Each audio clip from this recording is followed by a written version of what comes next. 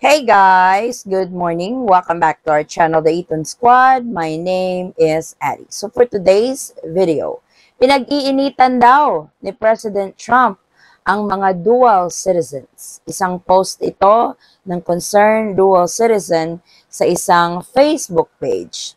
Totoo ba na pinag-iinitan ng mga dual citizen or isa na naman ito sa mga fake news or imposing fear para sa mga dual citizens? Pag-usapan natin. Details coming up.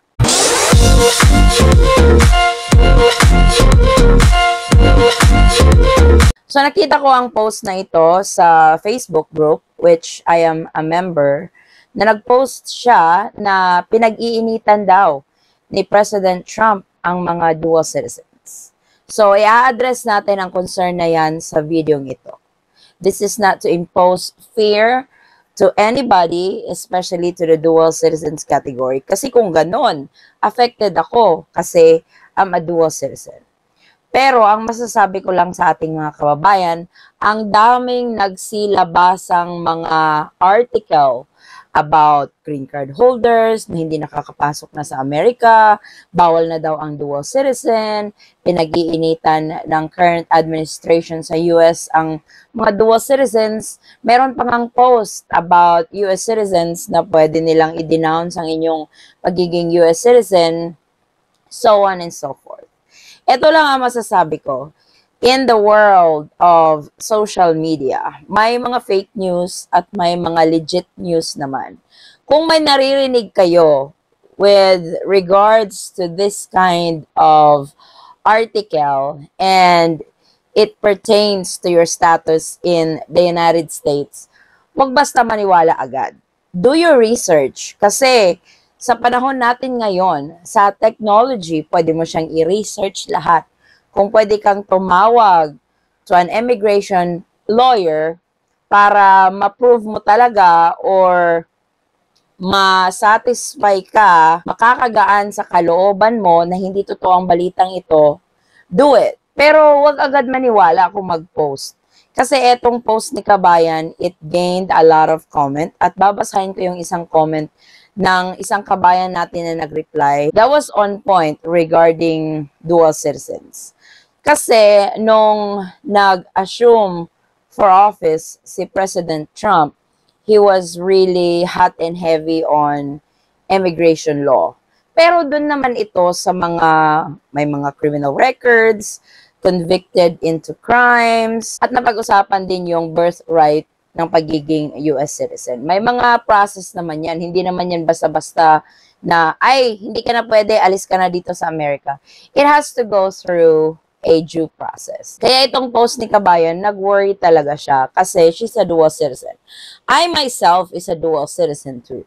But I don't believe anything that's posted unless it's President Trump itself na nag-announce sa official page niya. Kasi minsan, pwede ding i-manipulate yung announcement niya. Mababasa mo naman yan sa bibig kung yung pag-voice over is the same dun sa bigkas ng bibig niya. Kaya ang dami talagang nagsusulputan ng fake news. What can I suggest with you guys? Yung mga nag-worry talaga about their status in America, mag-research kayo. Do your own research. Pwede kayong tumawag to an immigration lawyer para mapanatag ang kalooban ninyo. Kasi kung maniniwala kayo agad sa mga post, nako, stress yan. So please, do your own research. At ito yung naging comment ni Kabayan dun sa post ng kababayan nating dual citizen. Sabi niya dito, President Trump has not explicitly campaigned against dual citizens, but he has expressed strong views on immigration and citizenship policy, which is true. Kaya wag agad maniwala sa mga post na ganyan. I-check nyo naman kung galing sa legit website or legit page yung nabasa ninyo. His administration focused on stricter immigration laws, including limiting birthright citizenship and tightening naturalization requirements. However, there has been no official policy or proposal from Trump specifically targeting dual citizenship. Wala din naman akong narinig or nabasa kasi ako, nanonood din naman ako ng balita. We have to be updated on what's going on in the US. And so far, wala naman akong narinig. Yung narinig ko lang talaga, yung official na sinabi ni President Trump that he's really going to deport illegal aliens with convicted crimes in the US. Then the birthright, yung pinanganak yung isang bata sa US to an illegal immigrant, hindi na magiging outright yung pagiging US citizen ng bata. So I don't know kung ipinapatupad na yon, but yun lang naman so far. Wala akong narinig about dual citizens. So, sa aking mga kababayan, gaya ng sabi ko, mag-research po tayo. Matuto din tayong alamin yung mga dapat nating alamin as a dual citizen. Huwag tayo basta-bastang maniwala sa mga news kasi ang daming nagkalat na fake news nowadays. Kaya, mas maigi talaga you have your own knowledge when it comes to your status in America, mapa-dual citizen ka man, mapa-naturalized ka man, or mapa-green card or permanent resident ka man ng United States, dapat alam mo yung karapatan mo, dapat alam mo yung mga privilege mo, at dapat alam mo kung ano yung law as a resident as well as a citizen of the United States. So, wag nang mabahala at sana malinawan si Kabayan about sa post niya that there has really nothing against dual citizens in America for now.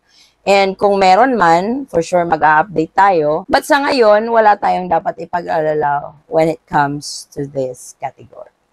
So, this is the latest. Maraming salamat po sa inyong patuloy na pagsubaybay, tiwala at suporta sa aming channel, The Eaton Squad. Kung kayo man po ay may mga katanungan, maaari lang pong mag-comment sa video ito at sasagutin po natin yan sa abot ng ating makakaya. Muli Kabayan, ako'y nagpapasalamat at naway ang inyong biyaheng papuntang Pilipinas man or paalis ay maging smooth, hassle-free at stress-free. Magkita-kita po tayo sa ating susunod na travel update. Stay safe, stay healthy, and God bless everyone.